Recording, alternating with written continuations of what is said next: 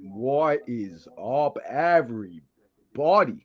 It's your boy Tino here for Southside Boys episode. It's going to be a little different this week as Justin is busy with work.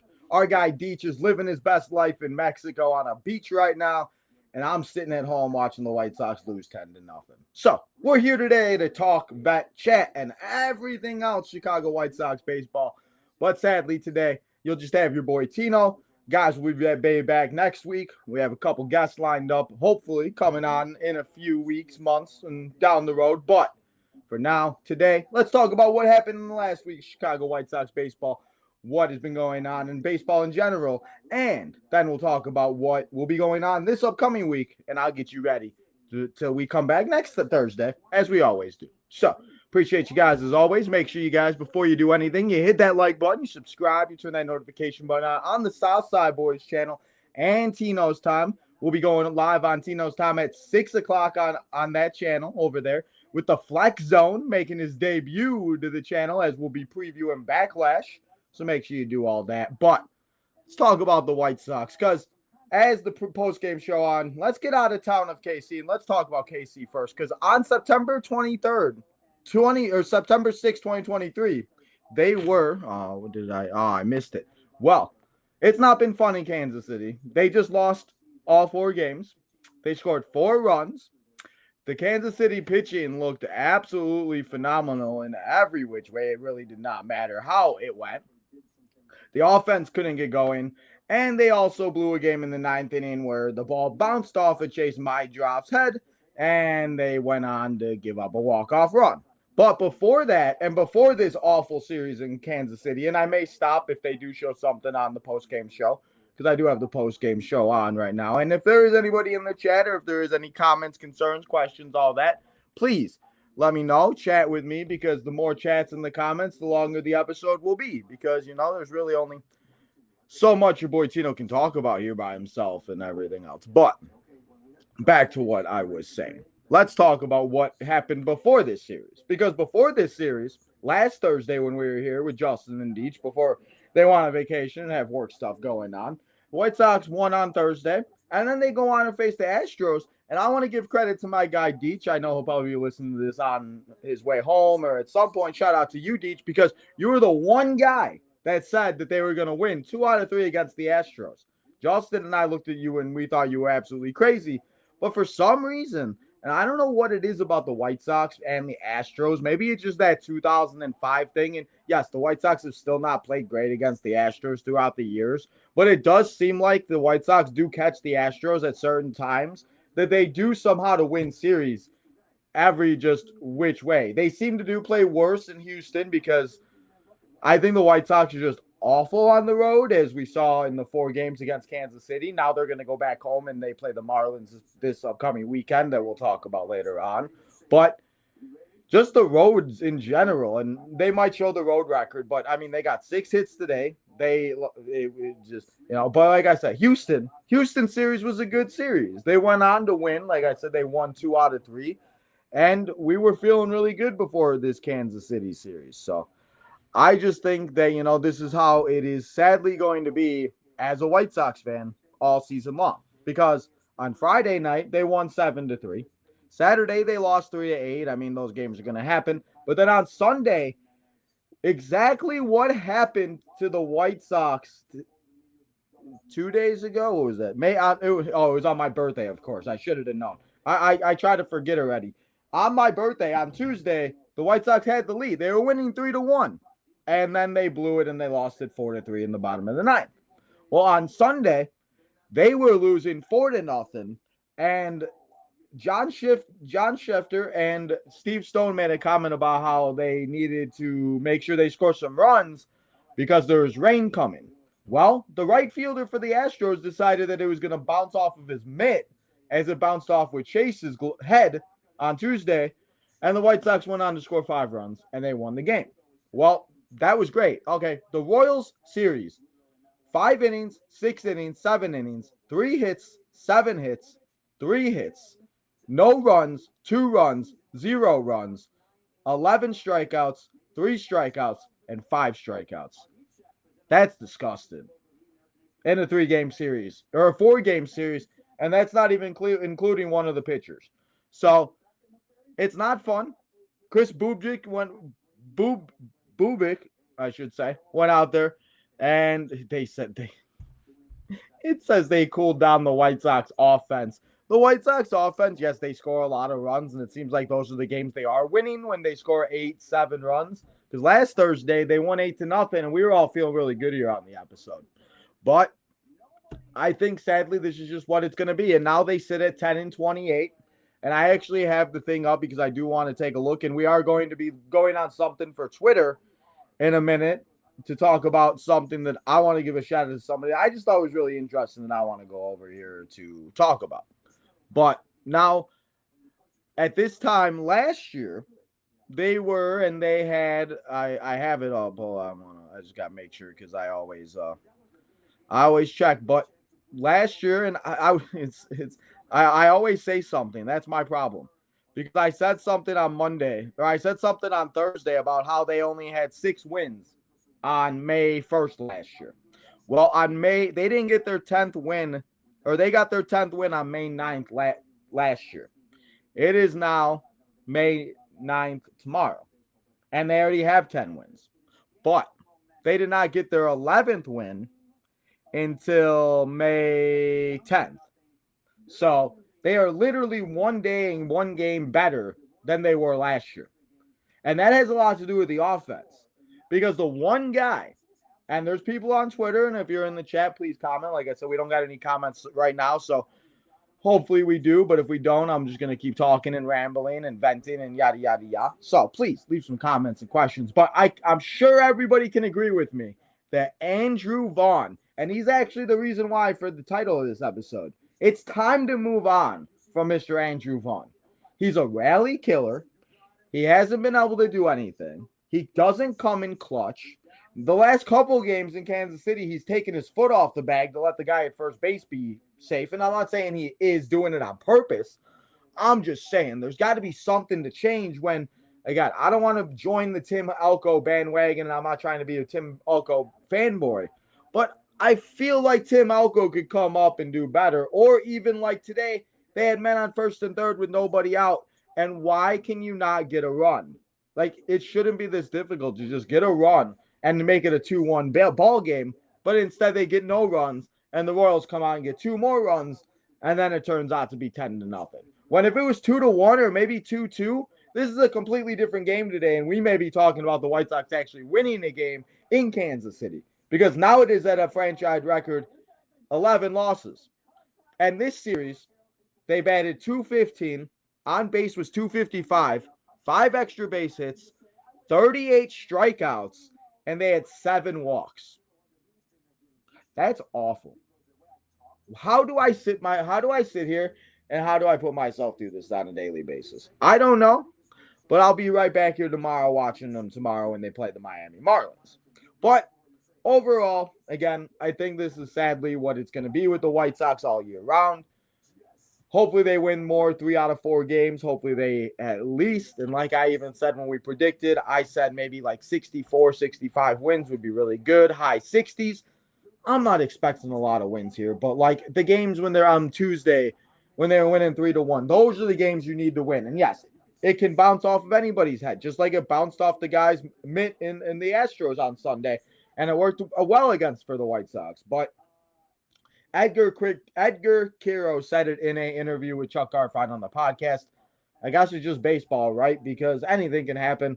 And the Royals scored 10 today, and I'm sure they'll score 10 tomorrow. But at some point, there will be. And hopefully, yeah. They got a good stat here, though. Where's the power? 54 home runs in Charlotte, 28 in Dash, and we have 26 in the MLB.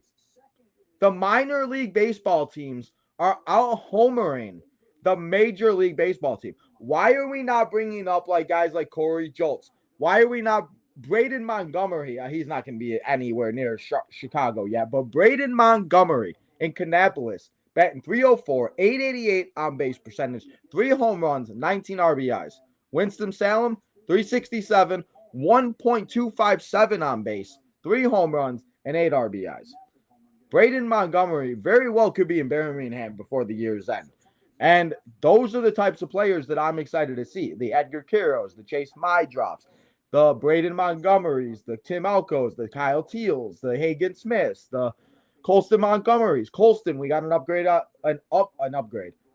We got an update on Colston, and apparently Colston is now working on his swing in Arizona. He's getting out there and he's getting better and everything else like that. So hopefully we'll have to see. We did also have, and the one guy that is on the injured list, that did go on the injured list, is the guy that's actually tied for home runs right now, and that's Mr. Andrew Benintendi. And instead of bringing up a Corey Joltz or somebody, they decided they were going to bring up Nick Maton.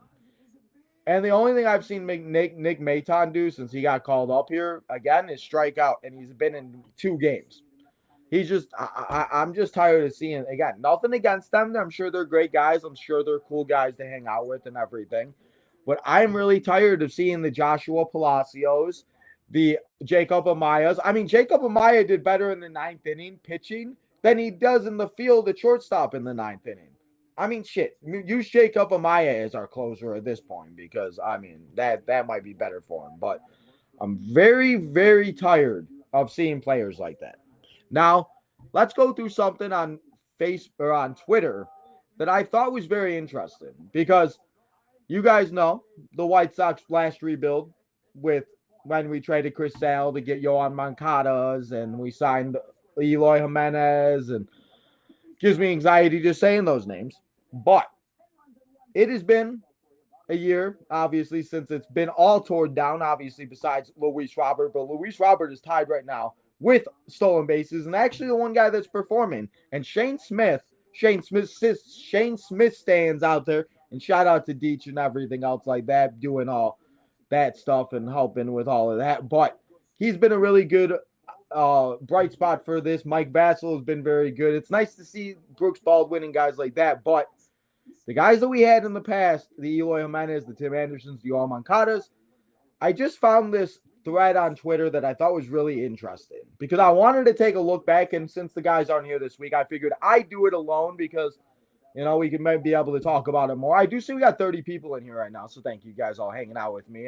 That might be more people hanging out with me than actually watching the post-game show. But then again, I feel like that's a lie because, you know, you guys are wait, no, wrong one.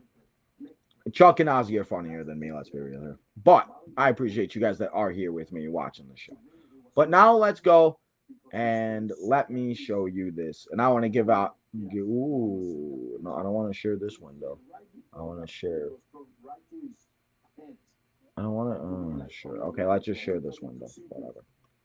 All right, and then so now I have to make sure that it looks. Let's see. Okay, so it does do that. Okay, so let's take a look at it. And a shout out to our guy Philip Frank on X. Go make sure you follow him out there if he is watching. I did send the link to him. So Philip, if you are watching, I appreciate you doing this thread.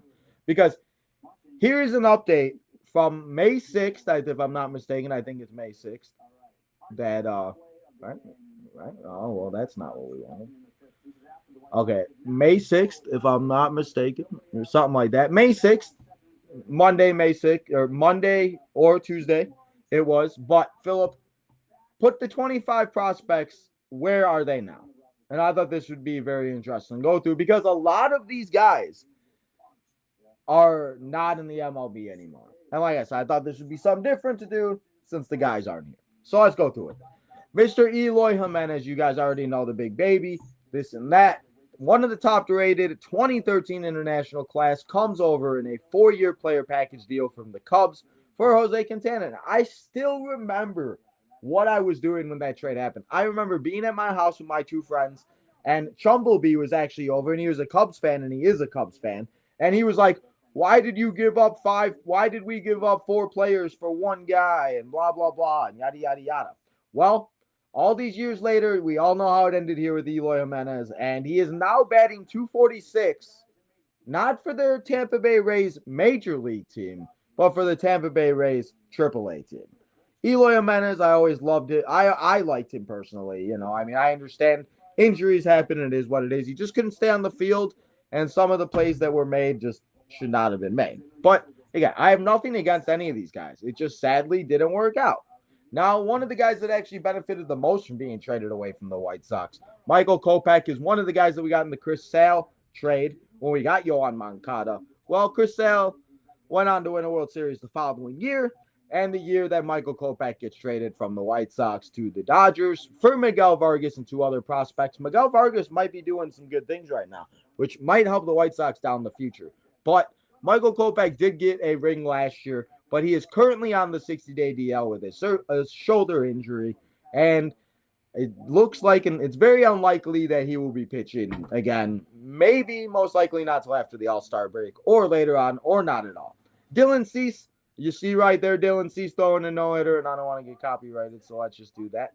But Dylan Cease did throw a no-hitter, did throw a no-hitter. He did also, and he did start over 100 games for the White Sox. He did break out in 2022 with 14-8, 2.20 ERA.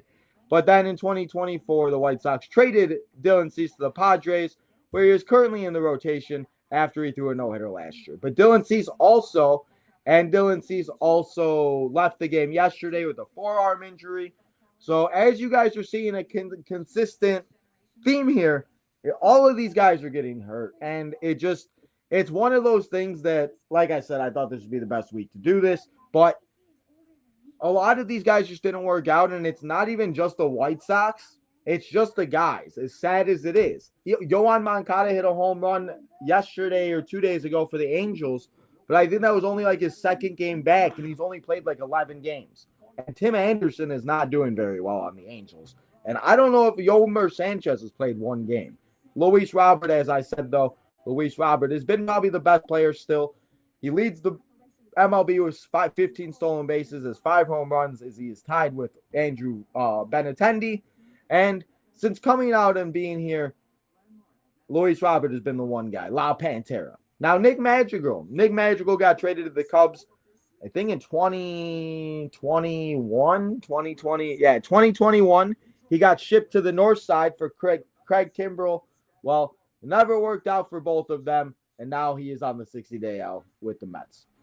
Dan Dunning is another one. Dan Dunning is a guy that they traded for Lance Lynn, as the White Sox were thinking that Lance Lynn could be like a John Lester, like a John Lackey, like a Justin Verlander. Well, that didn't work out either. And Dane Dunning actually didn't do too bad, but he is currently in AAA for the Round Rocket Express. Luis Basabe never played in MLB as far as I know. Micker Adolfo, I met him at Sox Fest. He was actually pretty cool. I also met Blake Rutherford at Sox Fest too one year. And again, like I said, he did debut at 35 and he got 35 at bats with the Nationals, but he is currently in Mexico right now. I'm having PTSD here. But shout out to Philip for making this thread. Luis Gonzalez was also, and he was DFA'd, and he has pretty much been in AAA and is currently in a different state. This is the one that gets me. Things were so bad that this man became a realtor in 2024 or 2022. Listen, nothing against him. And hey, shout out for you to making a good career for yourself. But how do you go from being one of the... I remember when we traded this guy. I remember all of it, and it's just so funny. So, shout out to... Now, this is another one. Zach Collins. I met him at Sox Fest one year. I met Zach Birdie at Sox Fest one year. I'm sure you guys might not even know who any of these players are, and I'm just talking to myself. But Zach Collins, he was a really nice guy, and I really thought he was going to do something. But he is also currently a realtor, and he is not playing for the MLB anymore. But I really did. I ain't saying too much about this, but you guys all know how I feel about Jake Berger and the Jake Berger fanboys. Jake Berger is right now playing in AAA for the Texas Rangers with Dane Dunning. Ian Hamilton was supposed to be one of the best relief pitchers, and that just never happened as he was designated for assignment in 2020. He did appear in the past 3 years for the bullpen for the Yankees. In 80-plus games, opponents have had a 0.94 average, and he has only pitched opponents have a 94 average against him in 8 games so far this year. Alec Hansen was another guy. I remember when this guy got traded and drafted, and he was supposed to be the next big thing, and it just never ended up being anything. Zach Birdie, we did see him in the majors for a little bit, but he has now made 18 MLB appearances. Laz Rivera, I never even knew where he was at. Gavin Sheets started off at having a good year in the beginning of this season, but has kind of cooled off and is now hitting 278 with 4 doubles and 4 home runs. And when I say that cooling off, it just meant that he started off really hot, and then he just really started to struggle. Jimmy Lambert, I think he just recently missed the 2024 season, and he is not signed with another team. Connor never made it to the team. I remember when they traded him and they traded Cesar Hernandez when they signed him, and they got him from the Guardians, the Indians at the time. Just never worked out. Bryce Bush, I have no idea where he came from, but it looks like in 2024, after more injuries, we never saw him again. Sebi Zavala, I feel like he's going to be always known for the 3 home run game or being walked right before Tim Anderson hit a walk-off home run at the Field of Dreams. But now he is playing, and he is in a rehab assignment for the AAA team in Boston. Jose Ruiz, I hated you. I don't even want to say your name. Zach Thompson, elected in free agency in 2020. The Marlins signed and traded him to the Pirates in exchange for Jacob Stanley, I should say. Pirates traded him then to the Blue Jays, and now he's currently in AAA with the Braves. Caleb Fear, released in 2020. And there are so many other names that are on that list that we could go over and we could talk about, like a Carson Fulmer. There are so many other guys that were drafted and traded and that did not happen. But I didn't want to show that because I figured it could take up a little bit of time and we could chat about it. And shout out to our guy Philip here. Thank you, Philip, for the follow. Thank you for letting me do that here on the channel, and thank you for letting me use it. So, Philip, you ever want to come on, bro? Come and chat. Let's talk about the misery of being a Chicago White Sox fan. We're always looking for guests, guys. If any people want to ever come on the channel, let us know. We always have a good time. We always like, and we try to make light of being a miserable baseball and it being a miserable season as a Chicago White Sox fan. But for now, let's go on. And before we do move on to the coming week and what we're going to talk about before we end the show and everything else like that, I want to take a moment of silence as the White Sox did lose a living legend in Chet Lemett. He was a Chicago White Sox from 1975 to 1981. And, you know, it just always sucks losing people. And for me, you guys know what's been going on with my life, with my grandma, my dad, all that stuff. So let's just take a moment of silence to remember the man himself, Chet Lemett.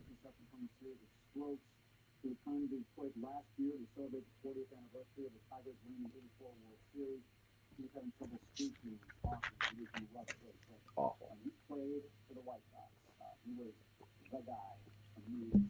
You will be missed, but as Chuck just said, when you're not able to talk, you're not able to walk, and you're not able to live life, it sucks, and it's one of the worst things that ever happens, and I just never wish it on anybody.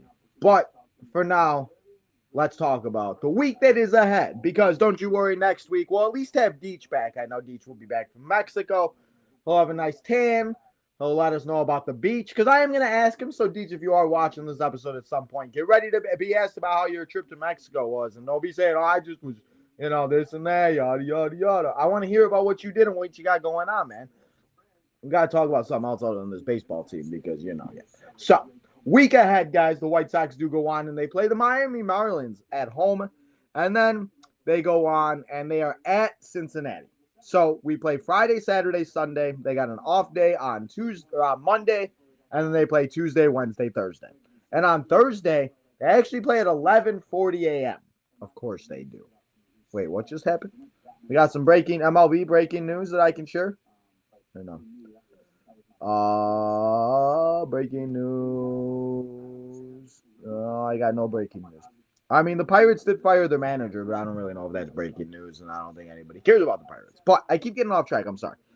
Oh, goodness. They play the Cubs next week. I'm not excited for that. But first, Miami and Cincinnati.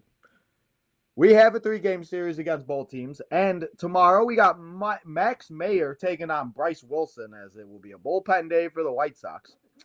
We have Edward Cabrera, as he is 0-1, as we'll be taking on the guy, as he will be taking on the guy, the man, the myth, the legend, the one and only pitcher that I got trusted in this rotation. It's our guy. Everybody stand up. It's the Shane Smith stands, I should say, stand up, because Shane Smith will be pitching on Saturday.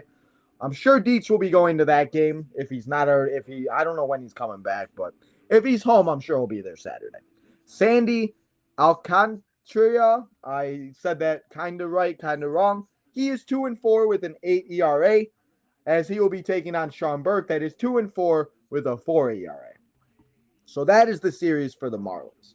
Now for me, I'm hoping and I'm praying the White Sox can take 2 out of 3, because we cannot go to what they were doing last year. They cannot keep losing these series. They need to start winning. Like I said, last week they won 2 out of 3 against the Astros. So hopefully it's the same. Hopefully it's more of the same. And hopefully they can at least win 2 out of 3 against the Marlins. The Marlins, last time they did play in Chicago a few years ago, I always remember that weekend series. And I think the White Sox actually did lose 2 out of 3, if I'm not mistaken. And I just think that, they have played very good at home. They cannot play on the road for some reason, and that is just my one. I don't know what it is. Maybe it's just about them being at home, maybe them being comfortable. Whatever it may be with them, they just are not being able to play the way that they are wanting to on the road. So hopefully winning 2 out of 3 is a possibility, especially after reading those ERAs. And if there was one game that they are going to lose, it would be tomorrow. So hopefully we win 2 out of 3. Now, if I'm going to guess what Justin and Deech are going to say, I'm going to say Deech is going to say they win 2 out of 3 also. And I'll say Justin would say 1 out of 3. Now, we got the Cincinnati Reds, as we will be in Cincinnati. And actually, the last time they did play in Cincinnati, if I'm not mistaken, the White Sox scored like 40 runs on a Sunday afternoon, and it was a beautiful day. We also have Sunday will be Mother's Day. I will not be live on Mother's Day. Yeah, I will not be live on Mother's Day. So, Sunday, hope all you moms have a great Mother's Day. Happy Mother's Day to all the great moms out there. And then we'll start off a new week for everything else, and we'll talk backlash and everything. But Tuesday, they go on, and they play the Cincinnati Reds. Hopefully a day off and a travel to Cincinnati won't be too lost. I guess also, before we got a new pope, everybody, as they elected the new pope. He will be known as Pope Leo. And apparently he's a White Sox fan and a Bears fan or something. So shout out to the Pope. Maybe the Pope will be what the White Sox need to get some wins in the world. Maybe. Because we do go on again, as I said, go on to play Cincinnati. So let's talk about these pitching matchups. Because we do not know. I guess we don't know. I guess they're not going to tell me the pitching matchups.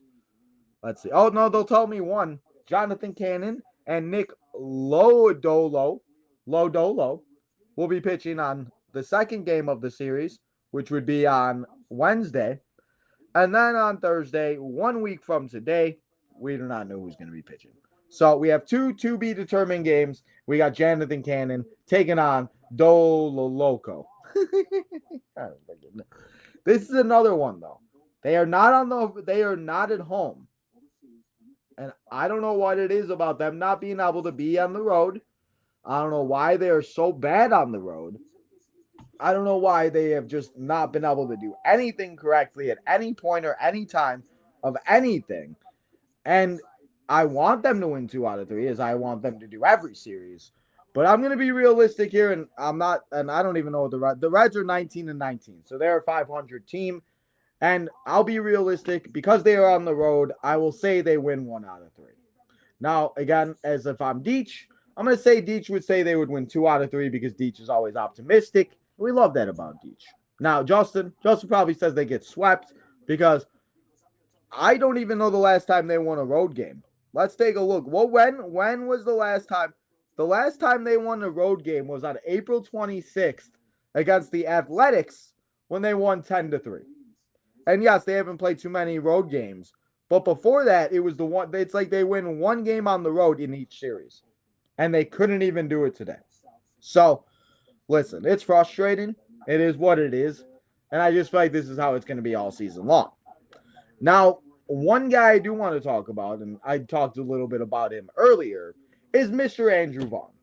I don't know what it is. I don't know if he needs a couple days off. I don't know if he needs to go to AAA. But we saw all these moves being made. We saw guys go on the injured list like Andrew Benintendi. We saw guys being designated for assignment. Oh, God, what's Ozzy doing? I'm scared. Oh, God, Ozzy. But we're seeing all these things happen. And maybe, just maybe, Andrew Vaughn would benefit from being sent down to AAA. Maybe Andrew Vaughn would be beneficial to be getting more at bats and having like not so much pressure on himself.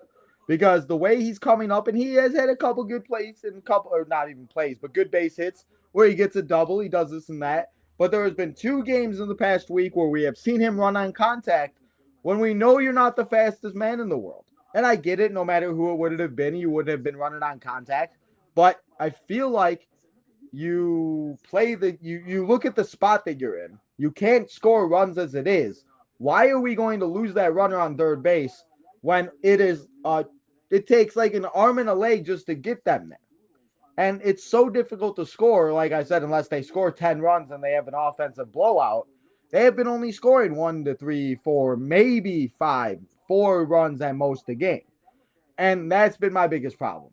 And yes, I think Tim Elko coming up would be very beneficial. I think Andrew Vaughn maybe getting some pressure, not even taking off of him, but realizing, oh, shoot, maybe I am going to be sent down. Maybe I'm going to be released, or maybe I'm going to be traded. I mean, and again, at this point, Andrew Vaughn and Luis Robert, and I guess you could say Andrew Benintendi, are kind of the last 3 guys left from that team. And it's just one of those things that obviously Andrew Vaughn is just not working out what we thought he was going to be. It makes it even worse that Adley Rutschman, and yes, he's not having a great year, but Bobby Witt Jr. was taken second, and then Andrew Vaughn. So that's what makes it hurt even more, especially seeing the way Bobby Witt played all 4 of these games. It would be insane to have a Bobby Witt Jr. on the White Sox, or I guess any team, because if any team had a Bobby Witt Jr., you'd probably be really happy. So it's just one of those things that I just feel like that Bobby Witt and guys like that is what the Sox just need to find. And we're seeing it with the guys like Chase Mydrift, the Edgar Quiros, the stuff like that.